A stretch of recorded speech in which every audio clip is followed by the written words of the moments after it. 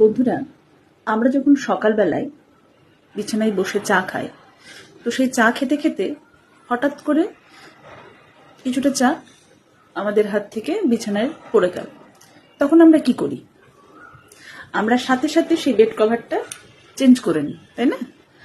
মানে দেরি না করে সঙ্গে সঙ্গে আমরা বেড কভারটা পাল্টে দিই।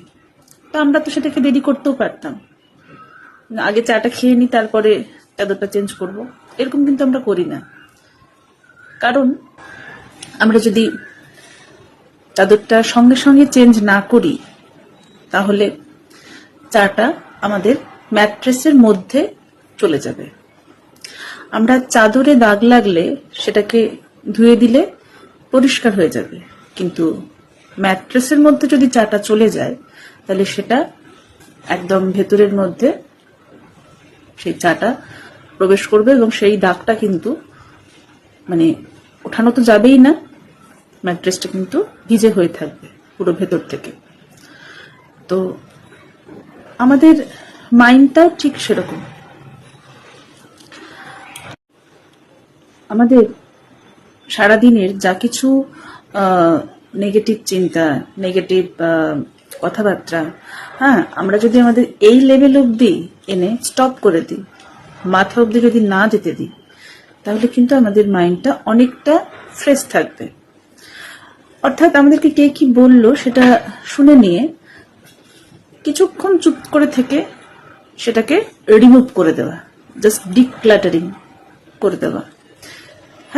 সেটাকে একদম মাথা নিয়ে সেটা নিয়ে চিন্তা করা, কেন বললো, কি জন্য বললো, আমি তো কিছু করিনি, আমি তো ঠিক, এবং নিজেকে বারবার প্রুভ করা, এটার পেছনে আমরা যদি ছুটতে থাকি তাহলে কিন্তু নিজের মূর্খামি ছাড়া আর কিছু হবে না।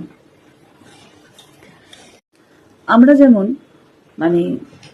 পুরনো জামা কাপড় ওয়ার্ড্রপ থেকে সরিয়ে ফেলি, সেই রকমই আমাদেরকে কিন্তু আমাদের পুরনো চিন্তা ভাবনা, এই সমস্ত কিছুকে কিন্তু মন থেকে মুছে ফেলতে হবে। কে কি বলল, কে আমার সাথে পাস্টে কতটা খারাপ করেছিল, সেই দিকে মন না দিয়ে আমি নতুনভাবে কিভাবে শুরু করব সেই দিকে মন দিতে হবে। আরেকটা কথা মনে রাখবেন যে আমরা বারবার যেটাই বলবো সেটাই কিন্তু আমাদের লাইফে ঘটবে। আমরা যে চিন্তাটা বারবার করতে থাকবো সেটাই কিন্তু আমাদের লাইফে বারবার আসবে। আপনি ধরুন একটা খুব পজিটিভ মাইন্ডের মানুষ, কিন্তু আপনার সাথে কেউ হয়তো কিছু খারাপ করলো এবং সেটাকে নিয়ে আপনি খুব ভাবতে লাগলেন, আপনার মধ্যে অটোমেটিকলি কিন্তু নেগেটিভিটি চলে আসবে।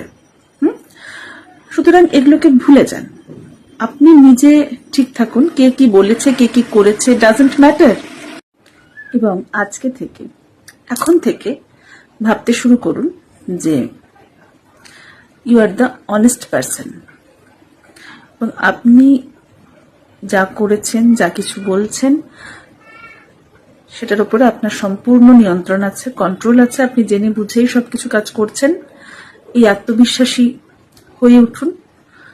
দেখবেন পজিটিভ থাকলে, সবসময় পজিটিভ ভাবলে আপনার মধ্যে একটা কনফিডেন্স বোধও কাজ করবে এবং আপনি সেই নেগেটিভ টক্সিক পিপলদের সঙ্গে খুব ভালোভাবে হ্যান্ডেল করতে পারবেন। তারা আপনার উপরে প্রভাব বিস্তার করতে পারবে না, আপনার পার্সোনালিটি তাদের উপরে একটা ছাপ ফেলে রাখবে। ভালো থাকবেন।